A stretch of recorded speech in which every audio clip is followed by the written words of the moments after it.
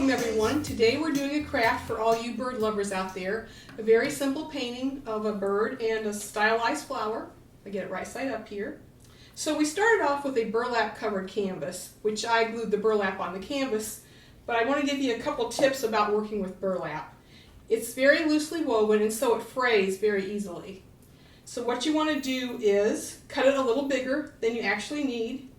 And also burlap doesn't stretch very well because it stretches out of shape very easily, as you can see. Of course, it's very easy to get it back into shape. So when you're working with burlap, you want to make sure the threads are all lined up. And when you're cutting it, you want to cut by a thread instead of just measuring and cutting any old way. You want to pick out a thread and cut parallel to that thread. And if you buy it by like yards at like Joann or something like that, they're really good at kind of giving you that tutorial. They did. They were really good at explaining to us as they were cutting it, the directions and sort of how... Hi, welcome everyone. Today we're doing a craft for all you bird lovers out there. A very simple painting of a bird and a stylized flower. I get it right side up here. So we started off with a burlap covered canvas, which I glued the burlap on the canvas. But I want to give you a couple tips about working with burlap. It's very loosely woven and so it frays very easily. So what you want to do is cut it a little bigger than you actually need. And also burlap doesn't stretch very well because it stretches out of shape very easily, as you can see. Of course, it's very easy to get it back into shape. So when you're working with burlap, you want to make sure the threads are all lined up. And when you're cutting it, you want to cut by a thread instead of just measuring and cutting any old way. You want to pick out a thread and cut parallel to that thread. And if you buy it by like yards at like Joann or something like that, they're really good at kind of giving you that tutorial. They did. They were really good at explaining to us as they were cutting it, the directions and sort of how we should manipulate it, which I thought was really interesting. It was very helpful. And it was very helpful to pass on to you guys that little tidbits of information that they had. So I just glued it with hot glue around the edges. You could use craft glue, but the hot glue goes a little faster. So the first thing you want to do, some of you will have an 8x8 square, and some of you will have an 8x10 square. Doesn't make any difference. So here's the 8x10 square, and the first thing you want to do is take with your kit, you'll get a pattern for this hummingbird, and you'll get a pattern for a circle, which is going to be the flower part, and you will get a piece of ribbon. So you don't need it to look exactly like mine. So you want to play around with it a little bit before you get started. Maybe you want your bird going in a different direction, your flower in a different spot, whatever you want to do, you want to play around with it before you actually trace your patterns. So I just put my patterns down on the burlap, and with a pencil I traced around the outside. Ink is kind of hard to cover with paint, so I always try to use a pencil. So you're going to get red paint and blue paint in your kit. I chose to make my bird blue. You do whatever you want, make your bird red. You could mix a little purple and a little red together and make your bird purple, or your flower whatever color you want. So I've already started on my bird, and one tip when you're painting with burlap, you kind of want to do a pouncing motion like this, because I'm trying to also get the paint in between the fibers of the burlap, because it's so loosely woven you can actually see the canvas in between the weave of the burlap. So just do a little pouncing to get that paint really worked down in the fabric. If you like the burlap kind of showing through, that's great too. Be creative and do your own design. Do your own thing. So I painted my whole bird.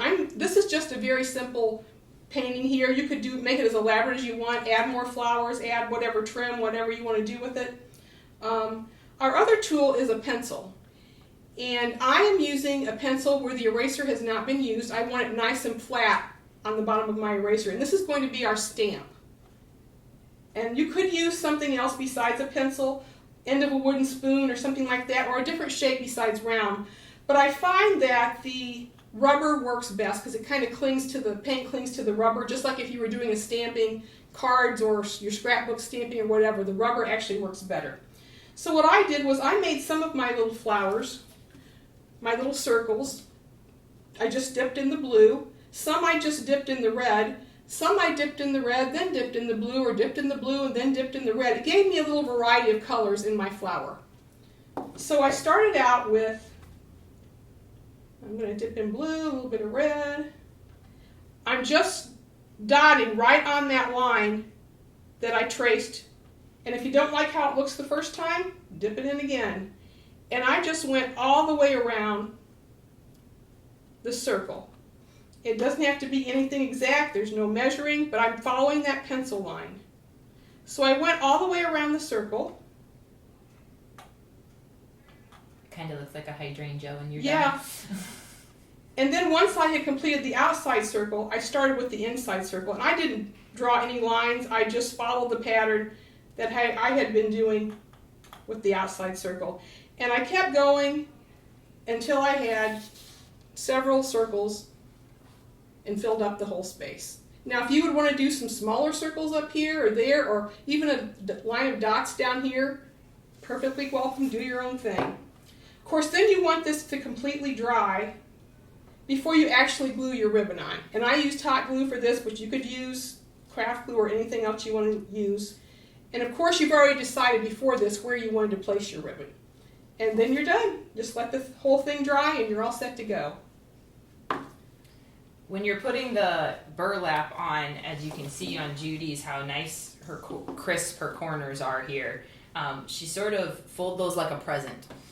So when you start to glue the edges, you're going to have points sticking out here on the sides. And you sort of just glue them down, and glue them down, just like you kind of are wrapping a present as you're doing that. And that'll give you those crisp sides, as you can see if you even look at the back of it, that you can see how crisp those are. Now we do have a couple other bird tips for you. Someone gave me this book, Bird Song for the Curious Naturalist, and I'm going to show you how to use this book. You can find this online. This actually came from a bookstore. So what I'm going to do is I'm going to find my QR reader app on my phone. Those of you that have an iPhone, it'll just be your camera. And so I'm going to, every picture of every bird in here has a QR code at the bottom of the picture. So I'm going to read that code with my phone. And then it goes to a picture of that bird, and this happens to be the mockingbird, and I can play that bird song on my phone then.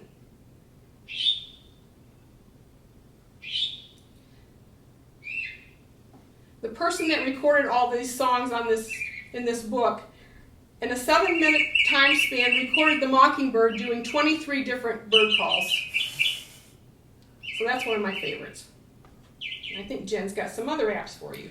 If you don't have this awesome bird book with QR codes in it, there are some apps that you can get with your phone for bird watching. One of them is called Picture Birds, a bird identifier, and it allows you to take a picture of a bird sitting in a tree, and then it will read that picture and tell you what type of bird it is, which is kind of neat if you're out bird watching, especially birds that look very similar and you're not sure what they are. It's kind of nice, especially for hiking, because it is in your phone, which means it's easy to carry if you're on a trail or if you're just outside with the kids. You're just a beginning bird watcher, you don't know what any bird is. The Merlin Bird ID by Cornell Lab is similar to the book. Inside the app, you can look up different birds and hear their calls and sounds that they make, as well as see some information about habitats and things like that. And of course, there's the Auburn Bird Guide. I like the Smart Bird ID because it identifies birds with your camera, a photo that you've already taken, or the song, which I really like that. And it's a free app. The Smart Bird ID is a free app. It has really high ratings as far as its accuracy, and it's easy to use.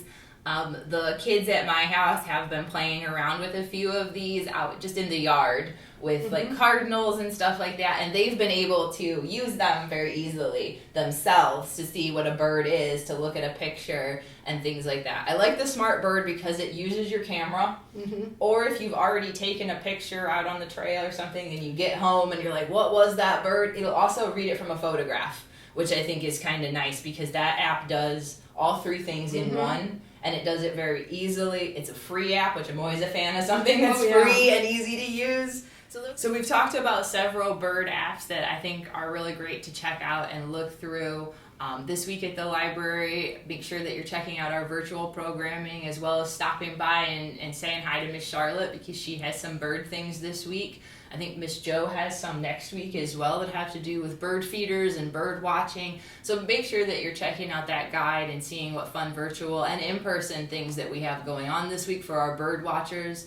Our Wakeman location also has some bird things this week. So we're definitely about birds this week here at the library. So be sure to tune into some of those things or drop by and find out which ones are in person so that you can stop by and check those out. Have a great day.